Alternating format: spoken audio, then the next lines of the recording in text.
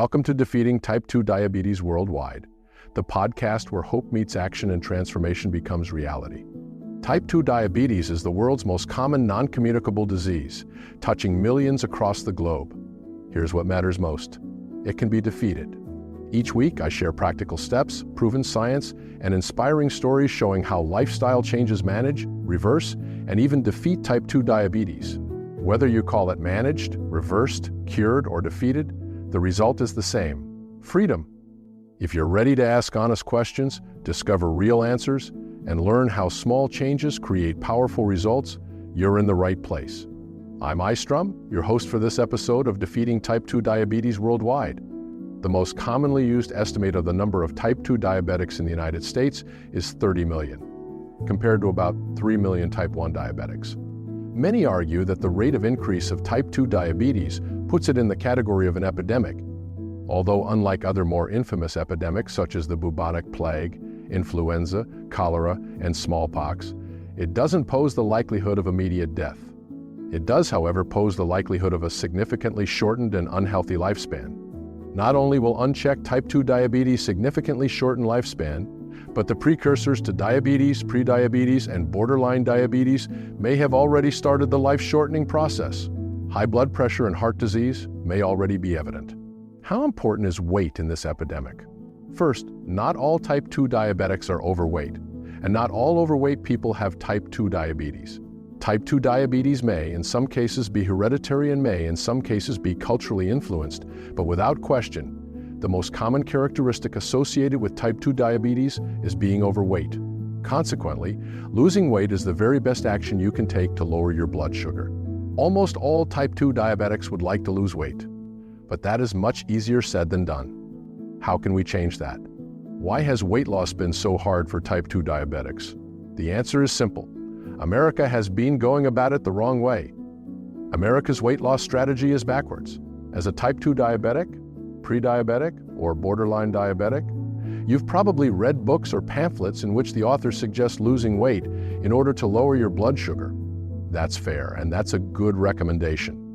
But then they are likely to say, if you lose weight, your blood sugars will go down. That is not an incorrect statement, but in terms of function, it's backward. What they should be saying is, if you bring your blood sugars down, you will lose weight. What's the difference?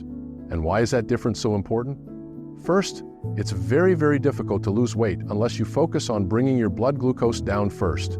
That's why so many weight loss programs and diets fail. Second, by lowering your blood sugars, you are attacking the very source of the problem that has contributed to your weight gain. And third, the sooner you lower your blood sugars, the less likely you are to suffer debilitating diabetic complications. Don't try to lose weight to lower your blood glucose. First, lower your blood glucose, and then you will lose weight, keeping in mind the goal of lowering your blood sugars to normal levels to avoid diabetic complications and lose weight. The next logical question is, how do you do that? You need to start by understanding how we gain and lose weight. The decision maker in weight gain or loss is insulin. It has often been called nature's fat traffic light because it directs and facilitates the glucose in your bloodstream to be used either for energy, for short-term storage in and around your liver as glycogen, or for long-term storage around your body as fat. That storage around your body is the fat that's hardest to get rid of. But you'll understand how to get rid of that fat by the end of these podcasts. In everyday language, here's how insulin determines whether or not you will get fat. When you eat a meal that includes, say, protein, fat, and any carbohydrates, I'll explain later how I categorize carbohydrates. All of that food will be converted to some amount of glucose and show up in your bloodstream as blood glucose. Some foods will turn into a lot of glucose, and other foods will turn into just a little glucose. Learning which is your key to lower blood glucose, weight loss, and a healthier life. What determines how much glucose is used as energy and how much is stored as fat?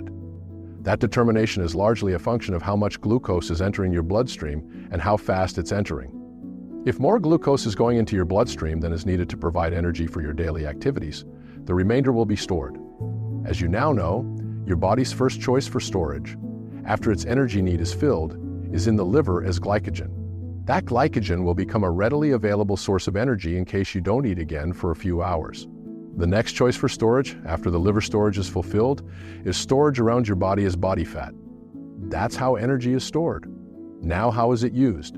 The choices for your body's usage of the glucose in your bloodstream, created by the food you eat, will always follow the same pattern. Your body will always choose the easiest source of energy first. That means the available glucose in your bloodstream will always be the first to be used. If you need more energy than the available glucose will provide, then your body will tap its second-choice glycogen from the liver, which is also easily returned to your bloodstream for use as energy. Only when both of those choices are insufficient will your body call on its third choice, fat stored in and around your organs and body. So how do you lose the fat stored around your body?